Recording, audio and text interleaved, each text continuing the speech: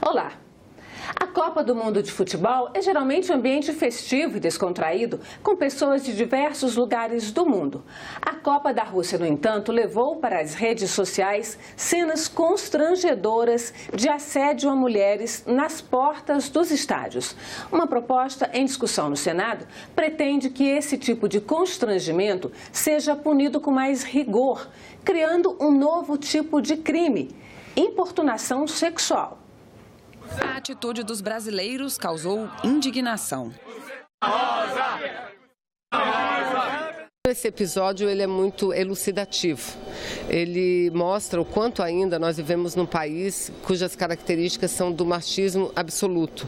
A misoginia ainda impera na cabeça, na conduta de uma parte significativa da sociedade brasileira e dos homens, né? Porque o que eles fizeram lá, eles fizeram de uma forma assim que para eles parecia algo natural, algo normal, para eles parecia que aquilo não era crime, que aquilo não era desrespeito, que aquilo não era misoginia, que aquilo não era nada. Fizeram e ainda divulgaram nas redes. Em outro caso, a vítima foi uma repórter brasileira. Episódios como esses trouxeram à tona o debate sobre o constrangimento rotineiro a que as mulheres estão submetidas. Antes mesmo da Copa, casos de assédio em ônibus e metrôs já chamavam a atenção por aqui.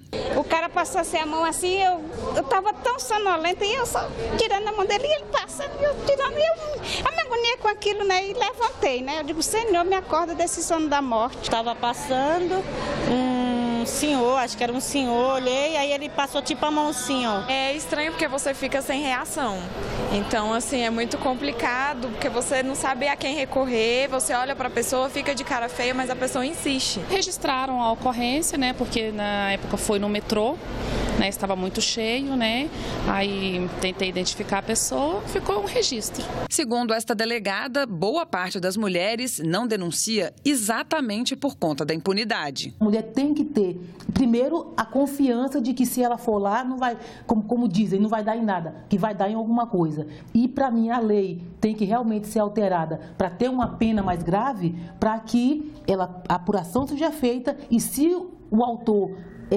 conseguir ser identificado, seja punido e não reincida. Hoje, na maioria dos casos, os suspeitos continuam soltos.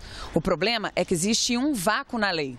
Ou o juiz enquadra como estupro, que tem pena de 6 a 10 anos, ou como contravenção penal, infração leve, que prevê o pagamento de multa, cesta básica ou a prestação de serviço comunitário. Mas uma proposta em discussão no Senado pode corrigir isso.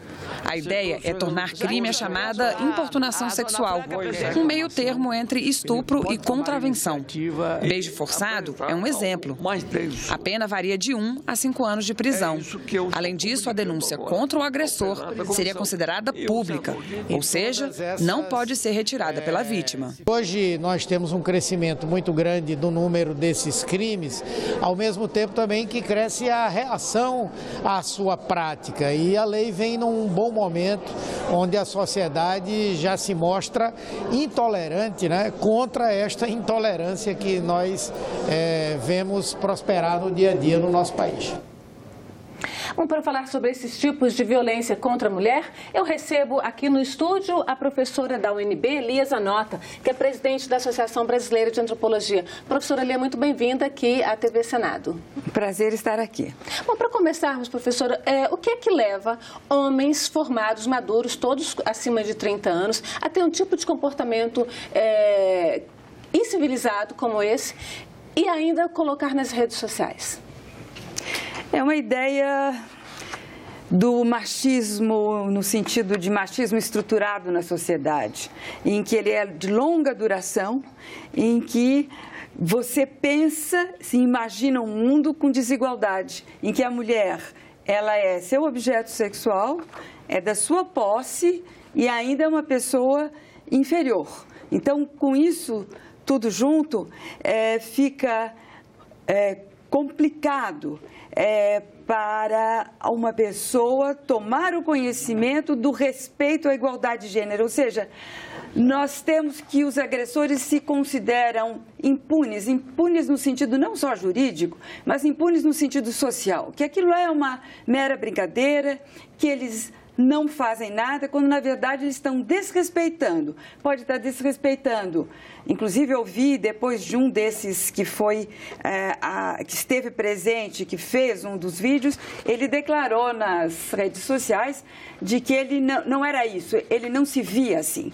Ou seja, a pessoa acaba percebendo que fez um ato desrespeitoso, sabia que fazia, mas parece que o machismo dominante diga, não, isso é só brincadeira. Não era de se esperar, são todos homens com curso superior, um tenente da Polícia Militar, um ex-secretário de Educação de um município. Não era de se esperar que essas pessoas, com esse nível cultural, pelo menos escolar, tivessem já modificado esse pensamento? Olha, seria esperado de quem tivesse nível escolar e esperado também daqueles que convivem, porque eu diria que há homens que tentam não viver dentro dessa forma arcaica de machismo. E aí, homens que consideram a igualdade de gênero, tanto nas classes das elites, quanto nas classes médias, quanto nas classes populares.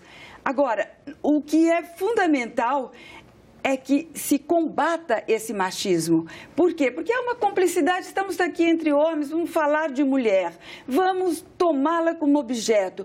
E aí é uma brincadeira, é um espetáculo. Veja quanto nesses vídeos você tem vários homens, parece que contando vantagem para eles mesmos. Quer dizer, é uma historinha que eles contam contra as mulheres. Parece que inferiorizar as mulheres traz prestígio para os homens. Então isso é fundamental. Ou tomamos consciência de que somos pessoas, homens, mulheres, a diversidade sexual, e temos direito à dignidade sexual, à liberdade sexual, ou então nós continuaremos num mundo que me parece absolutamente desrespeitoso, que trata como brincadeira alguma coisa que a gente vê, né?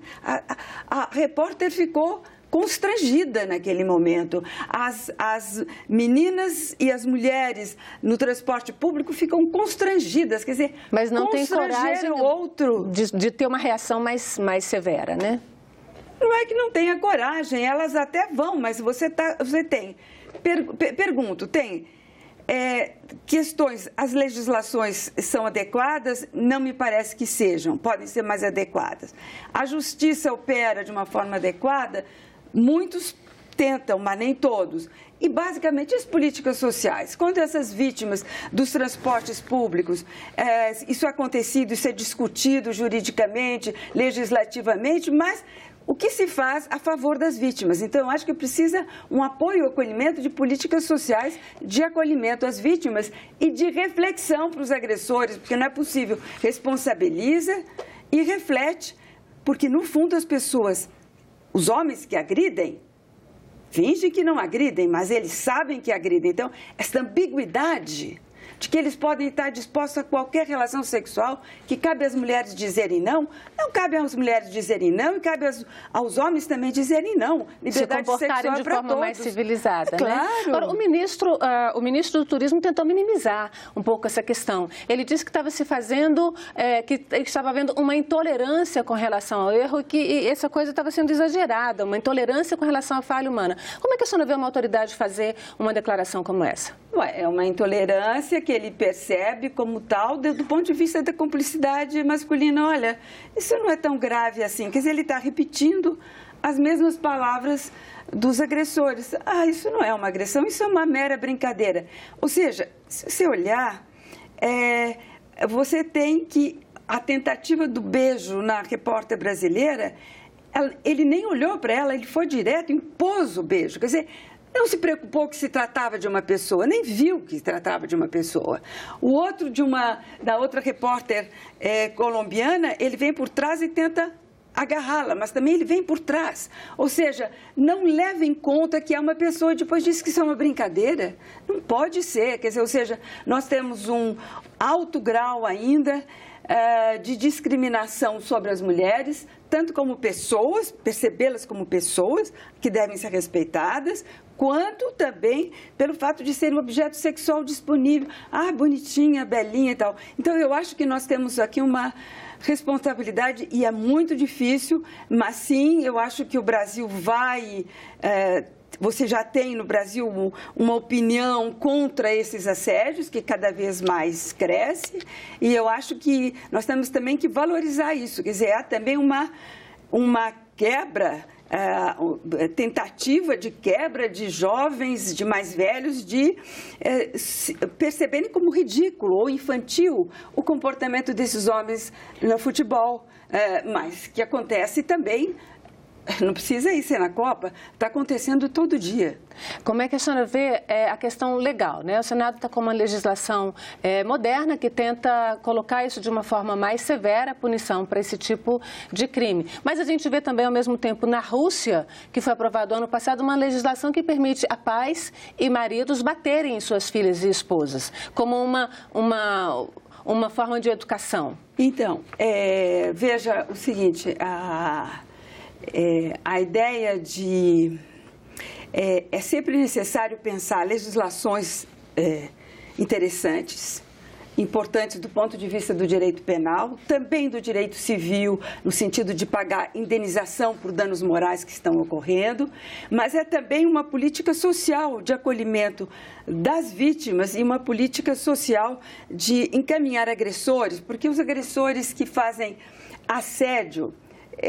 o projeto do Senado é de importunação sexual. Ele é um tipo intermediário que coloca até bem a questão, de rever bem a questão da legislação do estupro, porque ele coloca em relação ao estupro uma legislação intermediária, que é uma importunação sexual que nem sempre vai ao coito propriamente dito.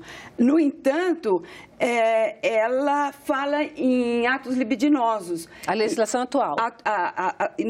Atual e a nova também da importunação sexual. E aí eu me pergunto se ela digamos, mais grave em relação ao assédio, mas ela é menos grave em relação ao estupro. Então, é um tipo intermediário. Me parece interessante para ser pensado. Só que eu vejo que, por exemplo, a questão dos assédios, será que cabe como importunação sexual quando ela está definida por atos libidinosos? E na questão da justiça, sempre se discute, afinal, o que é o ato libidinoso.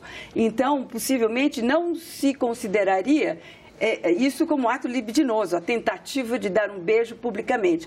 Se isso não for, eu acho que é importante esse tipo intermediário, é importante, mas é importante também pensar essa configuração do assédio, que na nossa legislação só tem o assédio sexual no trabalho, quando o assédio sexual é todo dia, toda hora. Então, eu acho importante pensar essa legislação, acho que é um passo adiante, é mais um tipo intermediário, ao mesmo tempo não é uma contravenção que não vai a lugar nenhum, mas até as contravenções nós teríamos que fazê-las e ir a lugar comum. Como é que se pode fazer com que esse processo, do ponto de vista cultural, a senhora é antropóloga, do ponto de vista cultural, tenha avanços mais céleres, se é que isso é possível? Porque a questão dos direitos, da igualdade de gênero na Declaração dos Direitos Humanos da ONU existe há 70 anos, né?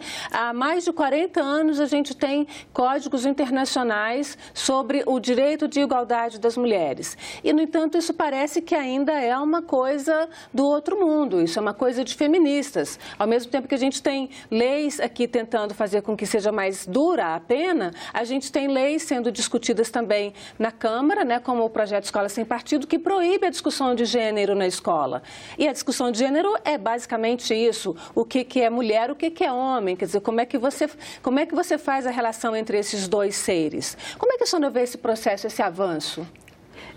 Olha, eu diria assim que nós temos num momento talvez muito difícil em termos brasileiros e em termos mundiais, porque nós estamos num crescimento, digamos assim, da ideia de igualdade de gênero, e esse crescimento implica na indignação que se viu, né, em relação, até nas redes sociais, contra os vídeos postados na Copa de assédio contra as mulheres. Quer dizer, os jovens entrevistados na UNB sempre falam de que eles consideram assédio. As mulheres estão cada vez mais de acordo com os seus direitos, elas reconhecem os seus direitos, com certeza, mas você também tem uma uma contra-onda que é por um movimento mundial conservador que não quer que nós façamos alguma coisa que é fundamentalmente, como antropóloga dizendo, socialmente importante. Fazer essa discussão nas escolas, fazer a discussão do respeito às mulheres, da diversidade, da pluralidade, da questão de gênero, da questão da sexualidade. Isso é fundamental como respeito, está de acordo com os direitos fundamentais da nossa Constituição. E você tem um movimento dizendo que isso é doutrinário. Isso não é doutrinário. Não é doutrinário porque ele não impõe, ele só está propondo o respeito à pluralidade e não tirando a possibilidade da colocação na escola. Então, o que se pergunta socialmente? As escolas têm um grande trabalho, as políticas sociais têm um grande trabalho. Então, a justiça acompanhada de grupos de reflexão para os agressores, de atendimento às vítimas, tudo isso, nós temos muita coisa para fazer para ter uma sociedade igualitária. Em 2011, a ONU criou um grupo de trabalho sobre discriminação contra as mulheres na lei e na prática, porque muitas vezes existem boas leis, mas na prática não funciona. E outras vezes a lei é de fato uma lei restritiva contra a mulher. Esse grupo foi criado em 2011 e agora, em meados de junho, saiu um relatório dizendo que acontece no mundo inteiro um processo de retrocesso nos direitos das mulheres por conta do avanço do conservadorismo político, que tem uma certa onda conservadora politicamente no mundo, a gente vive esse momento, e do fundamentalismo religioso. Como é que a senhora vê essas duas questões, e especialmente aqui no Brasil? Olha, aqui no Brasil eu vejo o seguinte, como antropóloga, a questão da liberdade religiosa, dos direitos religiosos e o respeito à religiosidade de cada um, ela é fundamental para a antropologia, é fundamental para mim pessoalmente, mas eu diria que há todo um jogo de manipulação, no sentido de que você pretende, por ter uma religião, você tem uma resposta da moralidade para a sociedade. E aí você quer impor a todos, o que não é mais uma diversidade nem pluralidade, impor a todos que, por exemplo, você não ensine, não discuta questões políticas, não discuta, por exemplo, questões de gênero, de sexualidade, de direitos humanos. Como não vamos discutir direitos humanos? Como é possível? A escola, ela é fundamental, o respeito a família é fundamental, mas isso não implica a escola pública, a educação como responsabilidade do Estado. Então, nós realmente temos que ver que sim, que nós estamos numa onda, eu diria, se eu vivi o tempo pré-constituinte e a Constituição, a ideia era a construção dos direitos. As mulheres ganhavam espaço, a diversidade sexual, a liberdade sexual ganhava espaço, a dignidade sexual ganhava espaço, tudo ganhava espaço, os direitos fundamentais. E agora a impressão que eu tenho é que isso continua uma onda progressista, que eu diria, mas temos uma contra-onda que parece que tem que impor moral e trazer de volta a mulher no seu lugar, entre aspas, não fale nada. Da cozinha, da porta do meio para a cozinha. Fique dentro de casa. Por quê? Eu acho que tem uma coisa muito profunda, como antropóloga, também fazendo uma relação com a psicologia, e que a mulher como lugar dentro de casa é uma ideia de que eles não querem que nós, mulheres, desejemos qualquer outra coisa a não ser subordinadas. A subordinada desejar só ele, não poder ter uma vida própria. Então, daí a questão que você colocou na Rússia. De repente, as mulheres agora têm que ser educadas pelos seus homens, que podem bater, porque isso é meramente educativo. Agora, a gente tem no Brasil um processo de avanço, uma lei de cotas para mulheres na política, 30%, que nenhum partido alcançou até hoje, e a gente tem, ao mesmo tempo, atos públicos e coletivos de desrespeito a mulheres autoridades. No caso da ex-presidente Dilma, no momento de crise política, tinha adesivos para carro com ela de pernas abertas, com uma imagem dela de pernas abertas com uma bomba de combustível no meio. No caso da atual candidata Manuela Dávila, num programa de televisão, onde todos os candidatos foram questionados, ela foi o tempo inteiro interrompida. Isso foi alvo de críticas em todos os veículos de comunicação, nas redes sociais. Como é que a senhora vê essa tentativa até de diminuir o papel político das mulheres?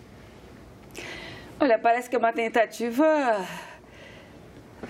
bastante intencional, porque uma coisa eu posso dizer que é um machismo profundo, que as pessoas pensam, não refletem e acham que estão sustentadas pelo senso comum, então podem fazer o que quiser. Mas a outra coisa é muito intencional. Eu acho que por aí é uma impossibilidade ou uma disputa com a entrada das mulheres na política, com a entrada das mulheres no trabalho, e isso está presente, porque não é possível, porque é um pouco vergonhoso que se use a discriminação de gênero para ir-se contra as ideias de um ou de uma candidata, de um ou de uma presidente. A questão não pode ser por uma discriminação de gênero. A única coisa que é válida na política é a discussão do argumento e não essa ideia. Aliás, no conflito entre homem e mulher doméstico, o que é mais comum? Ele chama a mulher de vagabunda. Quer dizer, imediatamente não vai discutir o argumento, o conflito, o que está em jogo. Desqualifica a sexualidade. Desqualifica a honra da mulher. E aí isso está na cultura profunda. Quem tem honra é a mulher é que deve guardar a honra da família. O homem que tem várias mulheres não é considerado desonrado. Ele é desonrado se ele bebe só, e ele pode recuperar assim que para de beber. A honra da mulher, não, senão ela é uma mulher perdida. Então, se nós não entendermos que nós temos que tentarmos combater esse machismo profundo. Como é que a gente sai disso, professora? Porque a gente vê um machismo muito grande entre as próprias mulheres. Mulheres foram às redes sociais defender esses homens que fizeram esse tipo de situação de constrangimento à moça na Rússia. Mulheres foram às redes sociais acusar outras mulheres. Como é que a gente resolve essa questão, então? Como é que se sai desse buraco? Não, esse buraco, para mim... Geralmente as mulheres, quando estão numa posição que elas se sentem constrangidas diretamente, elas não fazem isso. Elas fazem isso quando elas acham que aquela outra mulher não devia ser constrangida. Então você tem na sociedade não só uma ideia de mulheres e homens, você tem desigualdade de classes. Falta uma solidariedade de gênero entre as mulheres, o que acontece entre os homens. Homem sempre se defende, mulher não. Eles têm mais cumplicidade, nem sempre se defendem porque eles se atacam muito pelo desafio. Mas eles têm uma cumplicidade implícita contra as mulheres. Esse é o ponto. E as mulheres não têm uma cumplicidade implícita contra os homens. Agora, o que é preciso... que eu diria que a culpa, eu vejo muito mais as mulheres caminhando para frente, não todas, você tem toda a razão, mas é um contingente muito mais de mulheres sustentando uma ideia de igualdade de gênero do que eu vejo nos homens. Então, sim, nós temos que mexer todas, homens e mulheres, mas eu acho que campanhas sociais, políticas sociais, e de uma vez por todas...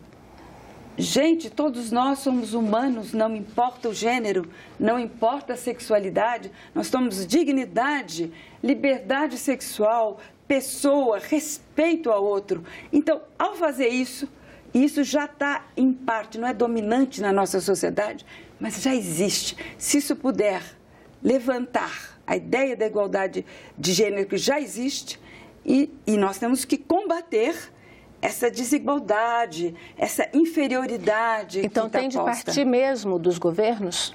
Os governos têm de tomar esse papel na mão e tocar adiante essa política? A gente nunca pode depender totalmente nem do governo, nem do legislativo, mas nós temos que depender também, nós temos que, como sociedade civil, como pessoas e cidadãos, sempre indagarmos do Estado, do governo, indagarmos do legislativo, que nos representem e que representem aquilo que foi posto depois de muita luta na Constituição, os direitos à igualdade de gênero. Nós temos que fazer prevalecer isso, não é possível. Então, eu acho que a mudança cultural, ela não vem de um lugar só, ela vem de todos. Quando nós temos uma política pública e um Estado e o governo que traz para si a proposta de defender os direitos fundamentais, nós estamos em boas mãos, mas às vezes nós podemos não estar em boas mãos. Às vezes nós temos um legislativo, como você disse, que coloca leis que vão favorecer os direitos das mulheres e, ao mesmo tempo, leis que vão contrárias aos direitos das mulheres. Ou seja, nós precisamos sempre uma movimentação da sociedade civil e nós precisamos sempre um grande debate no legislativo e que o governo, de alguma forma, pense cada vez mais que nós devemos continuar o caminho que veio da Constituição de 88, indicando os direitos, a igualdade dos cidadãos, a igualdade de direito de gênero, fundamentalmente, e ninguém impondo moralmente nada, mas sim uma ética do respeito. Professora Eliane Zanotto, muito obrigada pela sua presença aqui na TV Senado. Bom, e ficamos por aqui. Você pode rever esta entrevista em nossa página na internet, senado.leg.br/tv. Obrigado pela companhia. Continue sintonizado aqui na TV Senado.